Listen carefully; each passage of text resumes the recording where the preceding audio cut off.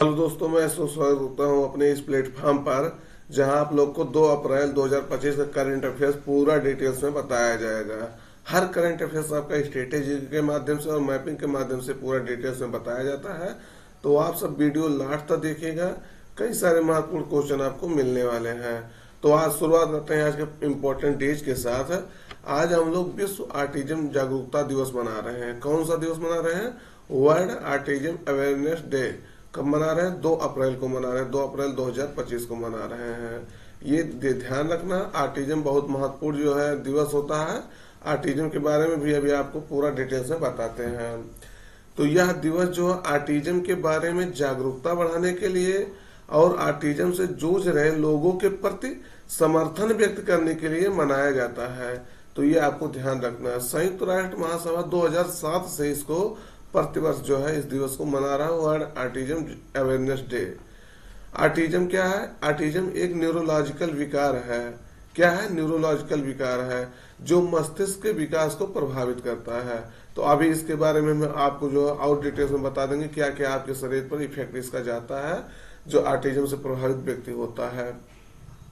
Theme अब की वर्ष का है advancing neuro diversity and the UN sustainable development goals, यानी एसडीजी, यानी न्यूरो डाइवर्सिटी और संयुक्त राष्ट्र सतत विकास लक्ष्य एसडीजी को आगे बढ़ाना। इस थीम के तहत जो है आर्टिज्म दिवस मनाया जा रहा है। आप जानते होंगे एसडीजी जो है सस्टेनेबल डेवलपमेंट गोल्स 17 जो है निर्धारित किया गया है, जिसका लक्ष्य जो है 2015 में घोषित किया गया, 2030 तक है इसकी पूर्ति करना है। तो ये आपको ध्यान रखना। इसके बारे में कभी आपको पूरा एसडीजी के बारे में पूरा डिटेल से बता देंगे। तो अब क्या होता है आर्टिज्म से पीड़ित बच्चों, ये खास करके बच्चों में होने वाला बीमारी है, इसको भी आपको ध्यान रखना है। एक होता है आर्टिज्म और एक होता है अल्जाइमर्स। तो अल्जाइमर्स जो होता है उस कुछ इसी तरह से मानसिक संतुलन वाला बीमारी है, वो बुजुर्गों में होता है और आर्टिज्म आपका बच्चों में होता है। तो ये आपको ध्यान रखना है। तो आर्टिज्म से जो है पीड़ित बच्चों में दिखने वाले लक्षण अगर देखेंगे तो खतरों से लगातार नजरअंदाज करना, ये है खतरों से खेलते हैं, कहने मतलब ये इनको खतरा जो है ज्यादा एहसास नहीं होता है।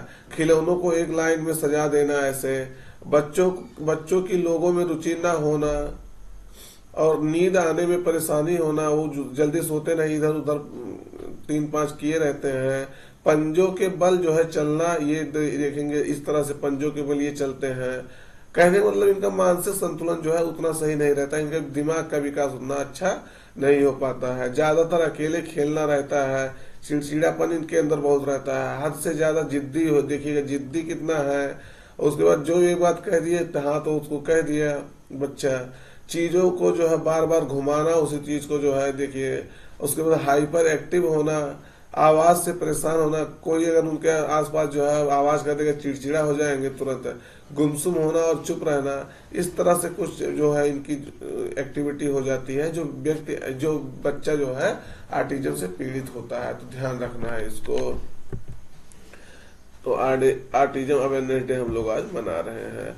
अगला महत्वपूर्ण दिवस है अंतर्राष्ट्रीय बाल पुस्तक दिवस। आज कौन सा दिवस और है?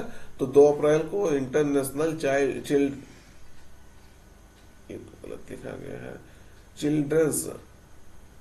इंटरनेशनल चिल्ड्रंस बुक डे मनाया जा रहा है। तो 2 अप्रैल को मनाया जा रहा है। कौन से 2 अप्रैल को मनाया जा रहा है? तो ये आपको ध्यान रखना है। देखिएगा थोड़ा सा स्पेलिंग से मिस्टेक है। तो इंटरनेशनल चिल्ड्रंस बुक डे कब मनाया जा रहा है? 2 अप्रैल को।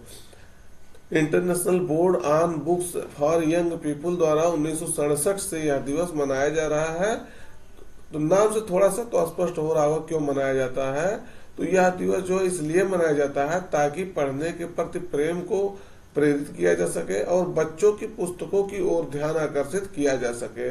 आज का समय तो मोबाइल का है, बच्चों को तो एकदम किताब के बारे में बात ही न करिए, उनकी सिर्फ और सिर्फ उनको मोबाइल दिखता है। एक बार जब बच्चा मोबाइल लेने जिद करने लगा तो फिर जो है कोई भी चीज उसको देने लगो मोबाइल लेके ही मानता है। शुरू की गलती क्या है कि शुरू में आदत लगा दिया जाता है बच्चों को मोबाइल का।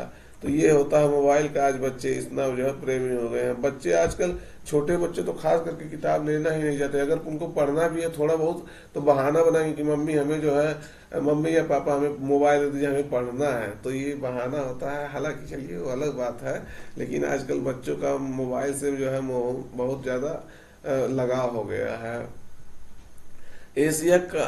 अगला क्वेश्चन देखते हैं। एशिया कप हॉकी 2025 की मेजबानी कौन सा राज्य करेगा? तो ये आपको बताना है, अभी होने वाला है, तो इसका मेजबानी कौन सा राज्य करेगा? बिहार, हरियाणा, उड़ीसा, उत्तराखंड। सही उत्तर आपका रहेगा बिहार के राजगीर में इसका आयोजन होने वाला है। इसको बिहार होस्ट करने वाला है। तो हॉकी इंडिया और बिहार राज्य खेल प्राधिकरण के बीच हस्ताक्षरित एक समझौता ज्ञापन हुआ है, मेमोरेंडम ऑफ अंडरस्टैंडिंग हुआ है। इनके अनुसार बिहार का ऐतिहासिक शहर है राजगीर, तो वहाँ एशिया कप हॉकी का 2025 की मेजबानी यहाँ होगा राजगीर में। तो ये ध्यान रखना है, जब ये होगा पूरा आयोजन खत्म हो जाएगा, इसका क्या इसके बारे में पूरा कौन जीता कौन नहीं जीता तब हम पूरा डिटेल्स में आपको बता देंगे। अगला है, चर्चा में रहा करीम पुझा वन्यजीव अभयारण्य किस राज्य में स्थित है? तो अभी चर्चा में क्यों है और उसके बाद ये किस राज्य में है हम बताते हैं। देखिएगा, अभी जो भी नेशनल पार्क है, पर्वत है, पहाड़ है, ये जो न्यूज में रहता है वही पूछा जाता है। ये चीज आपको जानकारी होना चाहिए। अगर आप लंबे समय तक पढ़ रहे हैं किसी कंपटीशन के लिए तो आपको ये आइडिया होगा।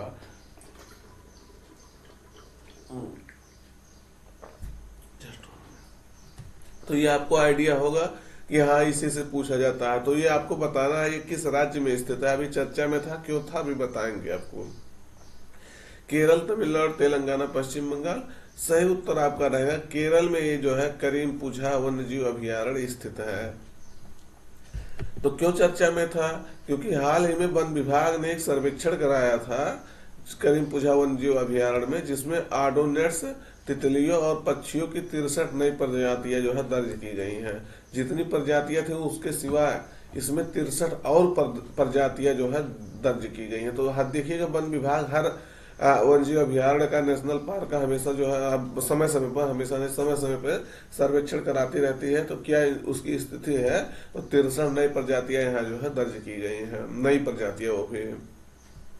यह अभयारण्य केरल के मलप्पुरम जिले में है, जो नीलगिरी पहाड़ियों की पश्चिमी ढलानों पर 227.97 वर्ग किलोमीटर क्षेत्र में ये फैला है। यूनेस्को जो है, यूनेस्को के मानव और जीवमंडल कार्यक्रम के तहत नीलगिरी बायोस्फीयर रिजर्व का यह हिस्सा है। तो ये भी आपको ध्यान रखना है। करीम पुझा वन्यजीव अभयारण्य जो है तमिलनाडु में मुकुर्थी राष्ट्रीय उद्यान, आपको ध्यान रखना है। आप देखिए, अगर आपको जो है नेशनल पार्क भी 2 कवर हो जा रहा है। तो मुकुर्थी नेशनल पार्क और केरल में जो है वन्यजीव अभयारण्य केरल में जो है ये वैली राष्ट्रीय उद्यान 2 है। तो ये दोनों के बीच में जो है 7 सीमाएं साझा करता है। और करीम पुझा इसका नाम क्यों पड़ा है? क्योंकि वहाँ करीम पुझा एक नदी बहती है जो चलियार नदी की जो है सहायक नदी है। तो ये भी आपको पूछा जा सकता है करीम पुझा नदी कहाँ है।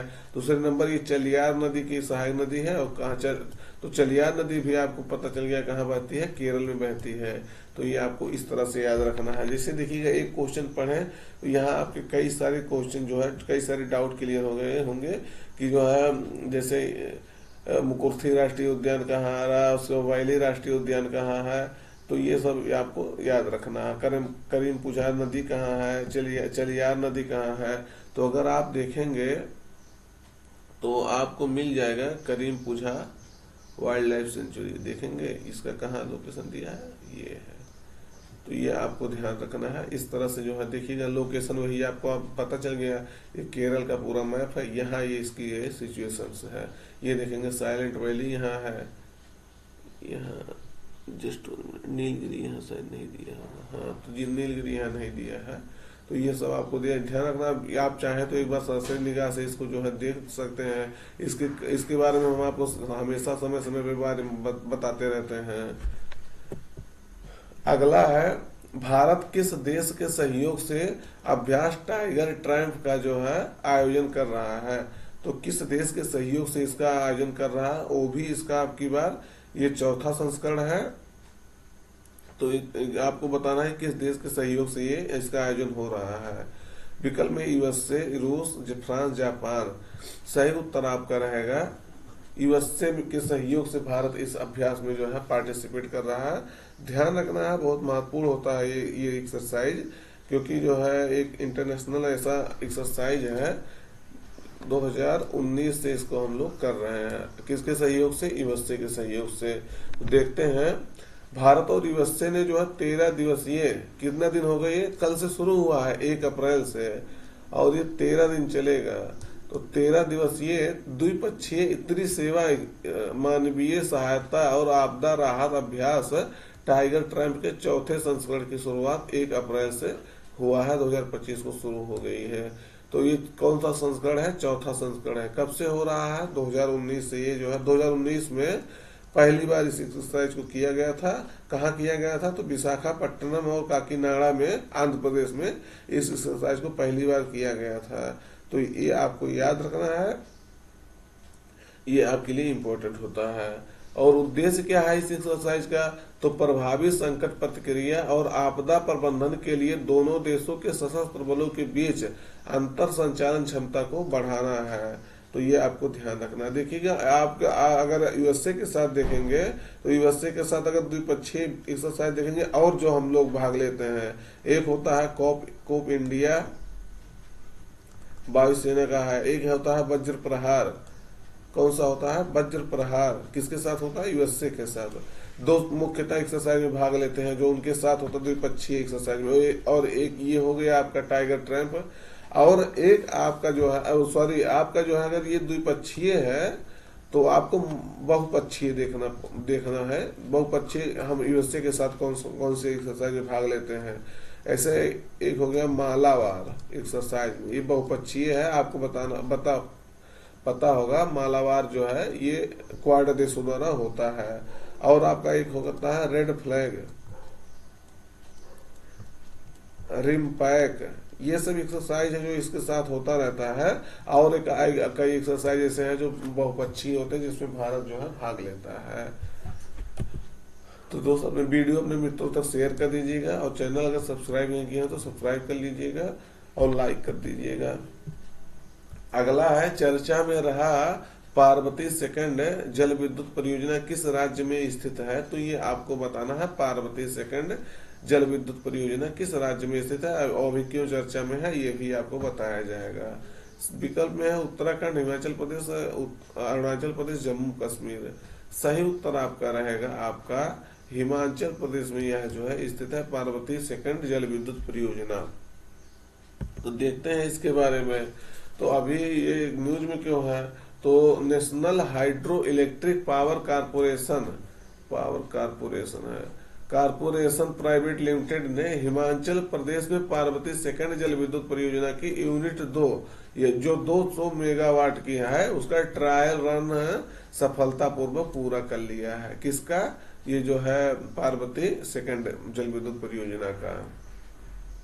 ये जो national hydro electric power corporation private limited है, ये 100% स्वामित्व वाला जो है, इसकी जो ये कंपनी है, इसका ये जो है परियोजना पार्वती सेकंड, ये 100% इसका जो है क्या करता है, स्वामित्व रखा है। मतलब इसी कंपनी पर ये पूरा कंपनी इसको जो है मैनेज करती है।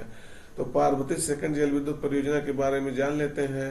हिमाचल प्रदेश का जो कुल्लू है उसके सैंज में ये स्थित है। कुल्लू के सैंज में पार्वती नदी है, जहाँ बहती है, कहाँ बहती है? हिमाचल प्रदेश में बहती है, जो ब्यास की एक सहायक नदी है और प्रमुख सहायक नदी है, ये भी कह सकते हैं। यह परियोजना जो है एक रन ऑफ द रिवर परियोजना है, और परियोजना की क्षमता जो है 800 मेगावाट की क्षमता है।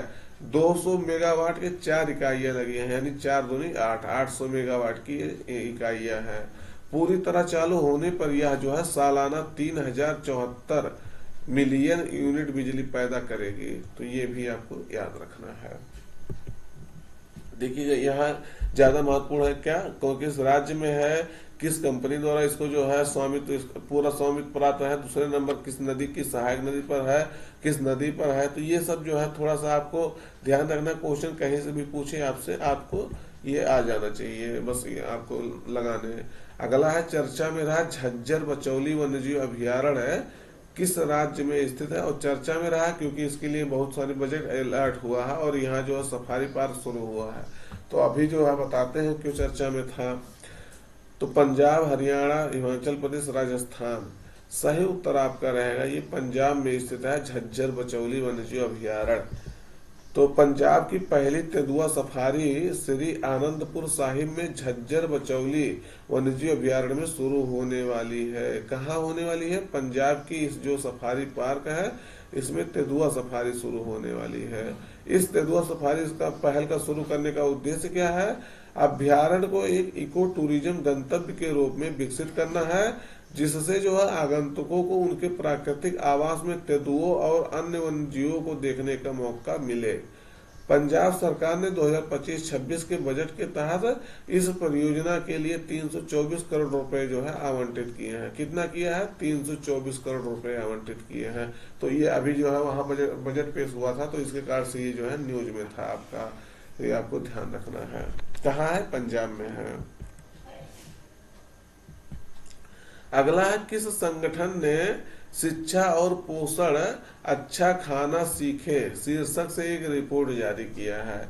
तो किसने जारी किया है? यूनाइटेड नेशन डेवलपमेंट प्रोग्राम में यूनेस्को यानी United Nation Educational Scientific and Cultural Organization ने, WHO वर्ल्ड हेल्थ ऑर्गेनाइजेशन ने, विश्व बैंक ने। तो किसने ये रिपोर्ट जारी किया है ये आपको बताना है। विकल्प में है आपके सही यूनेस्को ने। तो किसने किया है? United Nation Educational Scientific and Cultural Organization ने। ये जो है एक संस्था है जो एजुकेशन पर, वैज्ञानिकता पर, उसके बाद कल्चर पर, ये सब पे कार्य करता है। कहाँ स्थित है? तो ये आपके पेरिस या फ्रांस की राजधानी पेरिस में इसका जो है हेडक्वार्टर है। हाँ, हेडक्वार्टर है। और इसकी स्थापना देखेंगे तो 1945 में इसकी स्थापना, 1945 में इसकी स्थापना की गई थी। तो ये भी आपको ध्यान रखना। तो इसके बारे में देखते हैं। यूनेस्को ने 27 से 28 मार्च 2025 को फ्रांस में जो है पोषण के लिए विकास कार्यक्रम में शिक्षा और पोषण अच्छी तरह से खाना सीखे रिपोर्ट जारी किया है। तो कौन किया है? यूनेस्को जारी किया है। यूनेस्को के बारे में हम बता ही दिए आपको। रिपोर्ट में जो है स्कूल के भोजन में खराब पोषण गुणवत्ता पर प्रकाश डाला गया है और सरकारों से खाद्य मानकों में सुधार करने का आग्रह किया गया है। आप जानते होंगे स्कूलों में भोजन सरकार जो है, अपने इंडिया की बात कर रहा हूँ, भोजन मिड डे मील योजना ला दी है सरकार भोजन के लिए, मिड डे मील योजना। तो लेकिन देखेंगे होंगे कई बार ये जो है भ्रष्टाचार का भेंट चढ़ जाता है। मैं अपने आंखों से देखा हूँ, जो सरकार यहाँ भोजन मिलता है वहाँ जो है ये भोजन मतलब अलॉट नहीं करते, वहाँ भोजन ये बनने नहीं पाता है। सरकार अंडे, केले ये सब भी व्यवस्था करवाती है, लेकिन वहाँ जो है वहाँ बीच में जो है हो सकता है वहाँ का प्रिंसिपल, प्रधान को कौन खा लेता है, कौन रसोईया कौन खा लेता है, कौन नहीं खा लेता, वो तो अलग बात है। लेकिन मतलब वो बच्चों तक पहुँचने नहीं पाता है। सब्जी बनता है तो एकदम पानी मिला करके सब्जी बना दिया जाता है, जबकि पूरा न्यूट्रियस भोजन जो है उसमें जो पोषण वाला आपको खाना वहाँ मिलता है स्कूल में, सरकार द्वारा जो है दिया जाता है। लेकिन प्रति बच्चे के हिसाब से प्रति किलोग्राम, मतलब एक बच्चे पे कितना रुपया आता है हमको डाटा थोड़ा सा नहीं याद है, लेकिन अच्छा पैसा मिलता है। एक बच्चे पे लगभग 25-30 रुपया पर डे का मिलता है। तो ये आपको मतलब देखे होंगे, लेकिन ये जो है बच्चों तक पहुंच नहीं पाता है सही भोजन। 2024 में प्राथमिक विद्यालय के 47% छात्रों को स्कूल का भोजन मिला, लेकिन उनमें से कई में जो है उचित पोषण की कमी थी। 47% बच्चे भोजन किए स्कूल का, लेकिन क्या है पोषण ही नहीं था। करने क्या मतलब है? 187 देशों में से अगर केवल 93 में जो है 93 देश में स्कूल भोजन नीतियां है, जैसे अपने यहाँ मिड डे मील है, वैसे 93 देशों में है। और 65% में जो है कैफेटेरिया भोजन मानक थे। ये भी आपको थोड़ा सा रखना है ध्यान।